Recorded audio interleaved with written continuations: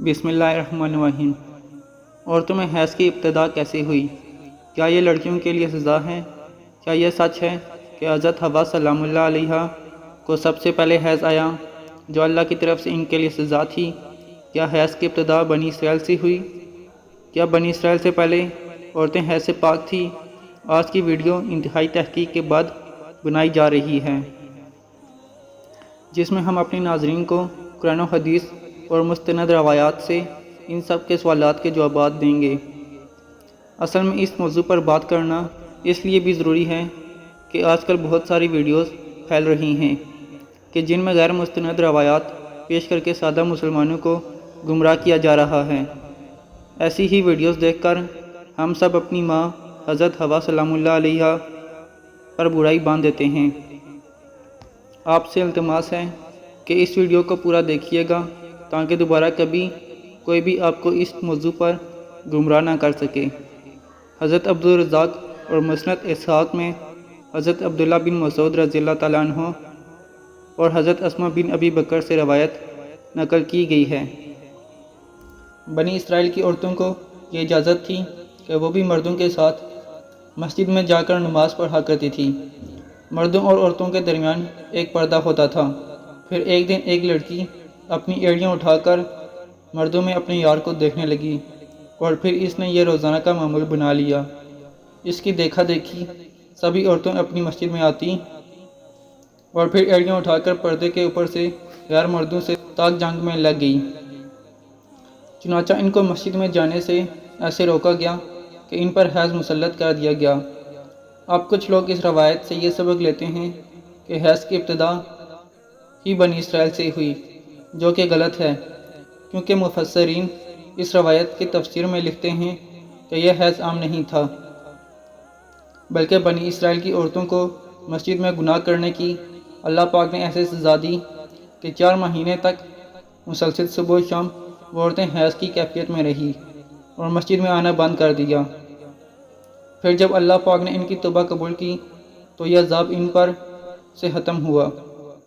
सही अहादीस मुबारका से ये साबित है कि औरतों में हैज़ की इब्तिदा रोज़े अव्वल से है।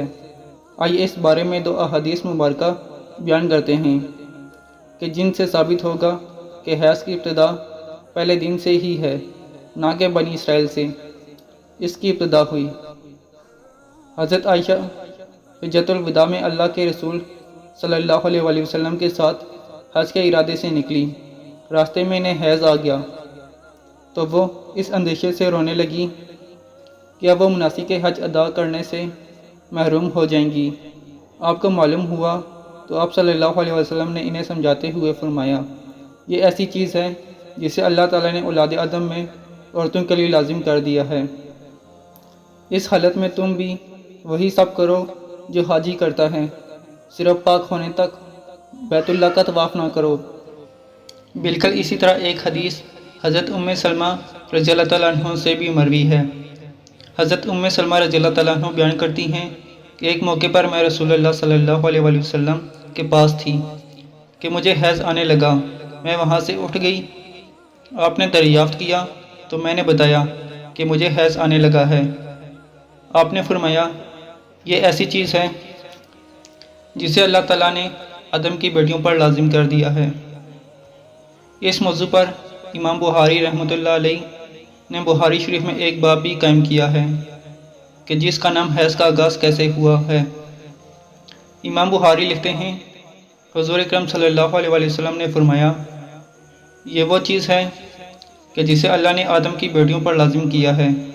इमाम बुखारी मज़ीद लिखते हैं कि बाज़ लोग कहते हैं कि हैज़ का आगाज़ बनी इसराइल से हुआ है, जबकि इस मामले में नबी करीम सल्लल्लाहु अलैहि वसल्लम का इरशाद ज़्यादा मुतबर है, चूँकि हुज़ूर सल्लल्लाहु अलैहि वसल्लम ने फरमाया कि अल्लाह ने हैज़ को आदम की बेटियों पर लाजिम किया है और इसलिए बनी इसराइल से पहले भी हज़रत आदम अलैहिस्सलाम की औलाद में हैज़ मौजूद था। अल्लामा इब्न हजर अस्कलानी फ़तहुल बारी में भी यही साबित किया गया है कि हैज़ इब्तदाई तख्लीक से औरतों को आता रहा है।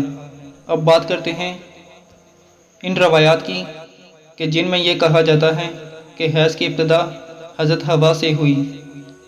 اور ایسا بطور سزا ہوا۔ امام طبری رحمۃ اللہ علیہ سورہ بقرہ کی آیت نمبر 25 کی تفسیر میں حضرت عبد الرحمن بن زید رحمۃ اللہ علیہ کی یہ روایت نقل کرتے ہیں کہ حضرت حوا کو پہلے حیض نہیں آتا تھا، ان کی تخلیق پاکیزہ ہوئی، یہاں تک کہ انہوں نے اللہ کی نافرمانی کی اور ممنوعاً پھل کھایا، جس سے ان کو جنت سے نکالا گیا، اور پھر ان کو حیض اور حمل کی سزا دی گئی۔ اور لکھتے ہیں کہ اللہ پاک نے تب فرمایا، میں نے تجھے پاکیزہ بنایا تھا، لیکن تو نے میری نافرمانی کی، اس لیے اب میں تجھ سے خون جاری کر دوں گا۔ امام طبری کے علاوہ باقی تمام مفسرین نے ان روایات کو جھٹلایا ہے اور ان روایات کو غیر مستند اور ناقابل قبول کہا ہے۔ حیض دراصل ایک طبیعتی منظر ہے جس سے ہر ماہ عورت بلوغت سے سنیاس تک دوچار ہوتی ہے اور اس کو صحت کی علامت سمجھا جاتا ہے۔ اسی حیض کی ہوند سے ہی بچے کی پرورش کی جاتی ہے۔ یہ اللہ پاک کا نظام ہے۔ غیر حاملہ عورت کو اگر حیض نہ آئے تو اس کو بیماری کی علامت سمجھا جاتا ہے۔ یہ عورت کے لیے کوئی سزا نہیں ہے، اور نہ ہی یہ بات کسی روایت سے ثابت ہے کہ حیض عورت کی سزا ہے، بلکہ یہ ایک ذمہ داری ہے جو اللہ پاک نے انسانیت کی تخلیق کے لیے عورتوں پر ڈھالی ہے۔ اس لیے جو عورتیں اس ذمہ داری کو بخوبی نبھاتی ہیں وہ اجر و ثواب کی مستحق ہیں، جیسا کہ حضرت عائشہ رضی اللہ تعالیٰ عنہ نے ایک دفعہ حضور پاک صلی اللہ علیہ وسلم سے سوال کیا کہ اللہ کے نبی، مجھے تو لگتا ہے کہ عورتیں پیدا ہی مصیبت جھیلنے کے لیے ہیں۔ حضرت عائشہ کا اشارہ حیض اور حمل کی تکالیف کی طرف تھا۔ حضور پاک مسکرائے اور فرمایا، نہیں، بلکہ یہ ایسی چیز ہے کہ جس کے ذریعے بنی آدم کی عورتیں آزمائی گئی۔ اس حدیث کی تشریح میں علامہ ابن حجر رحمۃ اللہ علیہ فتح الباری میں لکھتے ہیں کہ عورتوں کی تخلیق ہی اللہ پاک نے ایسے کی کہ انہیں حیض آئے، ان پر پہلے دن سے ہی لازم قرار دیا گیا۔ جو عورت اس پر صبر کرے گی تو وہ اجر کی مستحق ہوگی، اور جو اس کو مصیبت اور برائی سمجھے گی تو وہ اللہ کی تخلیق میں عیب نکالنے جیسے گناہ کی مرتکب ہوگی۔ امید ہے کہ اب آپ جان چکے ہوں گے کہ نہ تو یہ کوئی سزا ہے عورتوں کی، اور نہ ہی اسے سزا کے طور پر حضرت حوا سلام اللہ علیہ پر مسلط کیا گیا، اور نہ ہی حیض بنی اسرائیل کی عورتوں سے شروع ہوا، بلکہ حیض و حمل تو اللہ پاک کی آزمائش ہیں عورتوں کے لیے، جن کا اللہ پاک بروز قیامت عورتوں کا اجر عطا فرمائے گا۔ اے اللہ پاک ہماری تمام بہنوں کو اس آزمائش میں صبر و تحمل عطا فرما، ہم گناہوں سے دور ہو جائیں اور نیک اعمال کرتے رہیں۔ کمنٹ سیکشن میں آمین لکھنا مت بھولیے گا، ہو سکتا ہے کسی ایک آمین سے اللہ ہماری دعا قبول فرما لے، اور ساتھ ہی چینل کو سبسکرائب کرنا نہ بھولیے گا۔